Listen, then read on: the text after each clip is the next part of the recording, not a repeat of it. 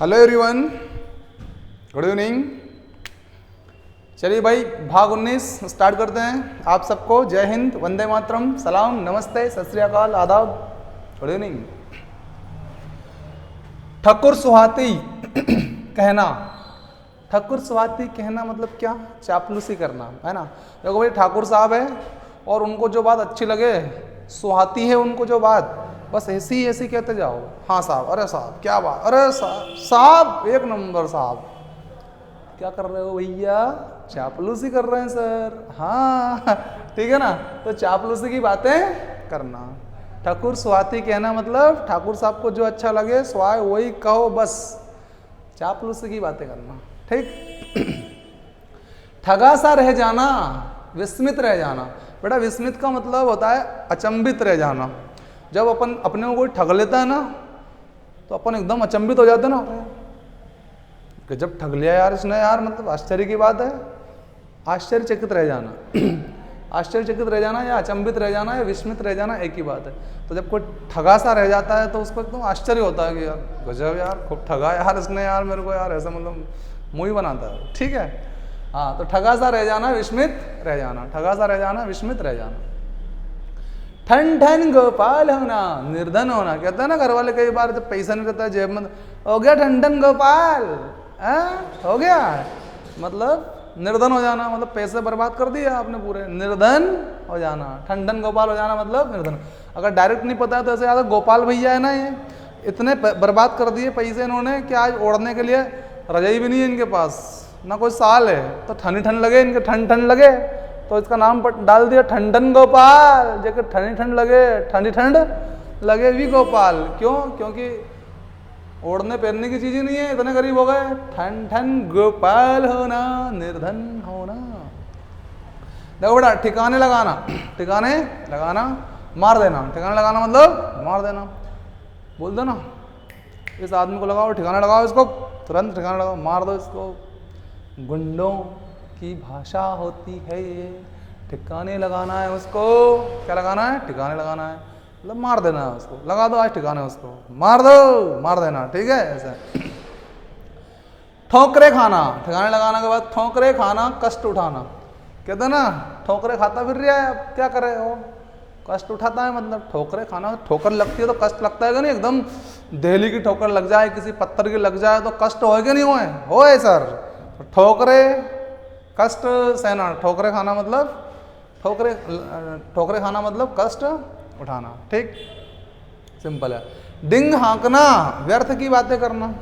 ओ इतना इतना के स्टाइल में, हमारे पास वो है, हमारे पास एरोप्लेन है, हमारे पास वो है, तो व्यर्थ की बातें करना है, कुछ भी नहीं है। डिंग हाँक रहा है, इतरा रहा है?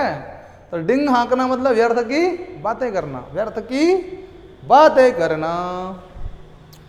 डूबते को तिनके का सहारा होना, असहाय को कुछ भी सहारा देना। डूबता आदमी और उसको तिनके का सहारा, घास का जो तिनका होता है ना, वो पकड़ा दो तो उसको भी वो क्या लगता है, छोटा सा सहारा है, लेकिन सहारा तो है। कुछ भी सहारा दे दो, बस तिनके का सहारा दे रहे हैं मतलब कुछ भी दे रहे हैं आप। तो असहाय को कुछ भी सहारा देना, कुछ भी, थोड़ा बहुत जो आपसे बन जाए वो दे दो, ठीक है ना। असहाय है, लाचार है वो, दे दो उसको थोड़ा बहुत सहारा, ठीक है भाई। असहाय को कुछ भी सहारा देना, जैसा तिनका दे दे, पूरा घास तो दे नहीं पाते हैं, तिनका ही दे दो, ठीक है। ऐसा 1.5 चावल की खिचड़ी पकाना। 1.5 चावल की, अब बताओ, खिचड़ी अलग पकाएगा कोई आदमी? 1.5 चावल की मतलब वो क्या है कि जो पूरा भरी हुई डेगची है खिचड़ी की, उससे सहमत नहीं है वो, अपने अलग विचार रखता है वो व्यक्ति। अलग विचार रखना, ठीक है ना, भिन्न विचार रखना। 1.5 चावल की खिचड़ी पकाना मतलब क्या है? पूरा चावल में मज़ा नहीं आ रहा है, आप जो कह रहे हैं वो समझ में नहीं आ रही है, सब लोग कह रहे हैं वो समझ में नहीं आ रही है, ठीक है। हम अपना 1.5 चावल अलग बना लेंगे, मतलब अलग विचार रखना, ठीक है।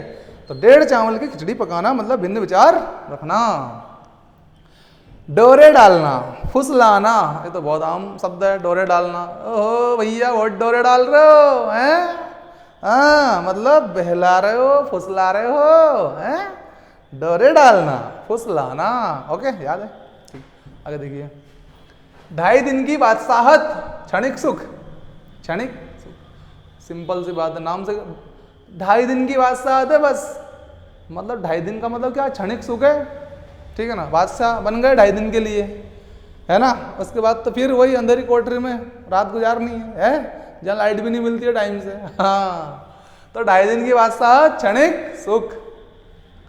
और ढाक के 3 पात, भैया ढाक का मतलब क्या है? ढाक का मतलब होता है पलाश, पलाश का वृक्ष होता है पलाश, खाकरा, खाकरा अपना खाकरा, तो उसके 3 पत्ते।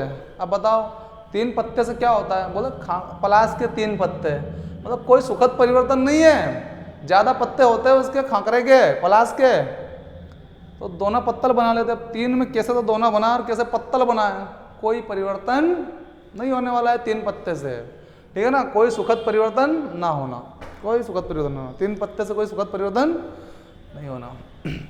डिंडोरा पीटना प्रचार करना, ये तो याद है आपको, लोग डिंडोरा पीटते हैं। कुछ लोग किसी चीज़ का प्रचार करते हैं तो डिंडोरा पिटवाते हैं ना, माइक लगवा लेते हैं, ये करते हैं वो करते हैं, तो डिंडोरा ही पीटते हैं। जैसे गांव में आपने देखा होगा, ढोल बजा बजा के ढंग ढंग ढंग ढंग ढंग, आज ये करना है, आज सब गांव वालों को वहाँ पे पहुँचना है ना।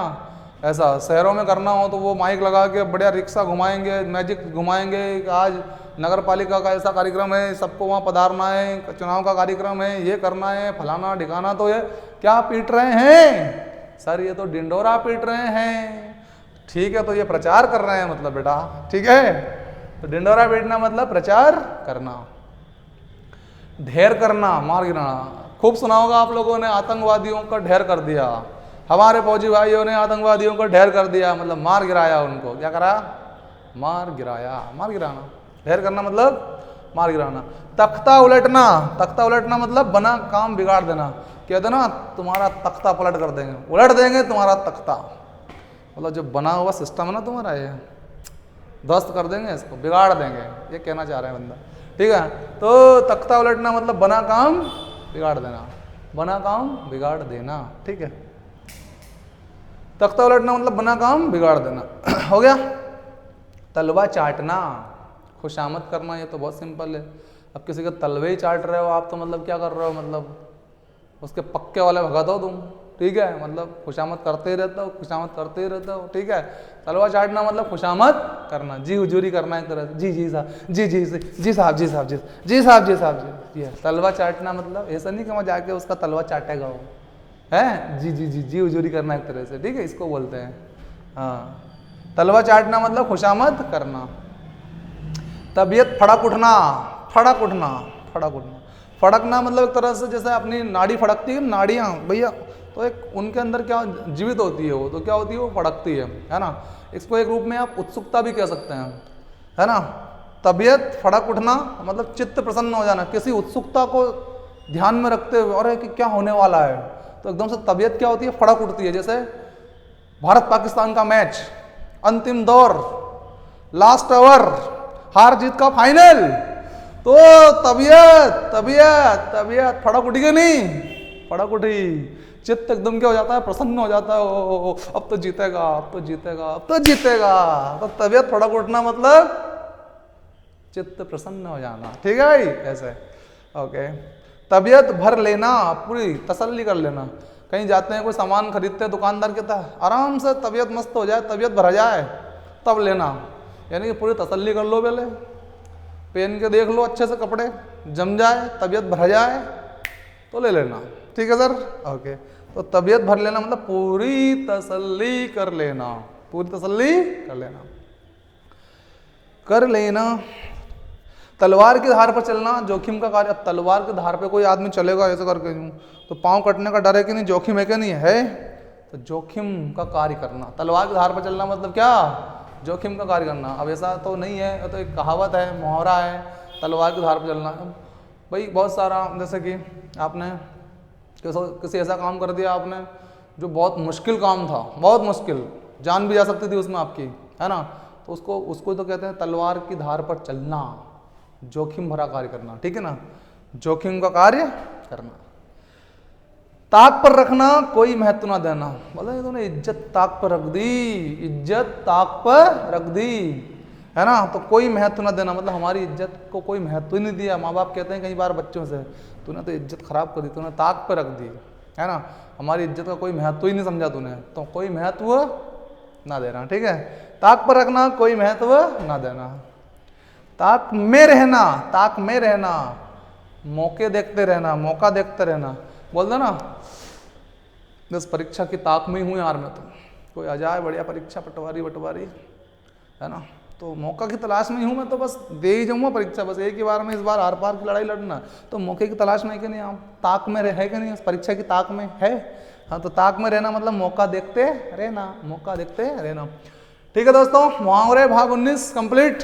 नेक्स्ट एपिसोड में फिर मिलते हैं। ध्यान रखिए अपना और अपनों का। बाय, सी यू, शब्बा खैर, गुड नाइट, थैंक यू।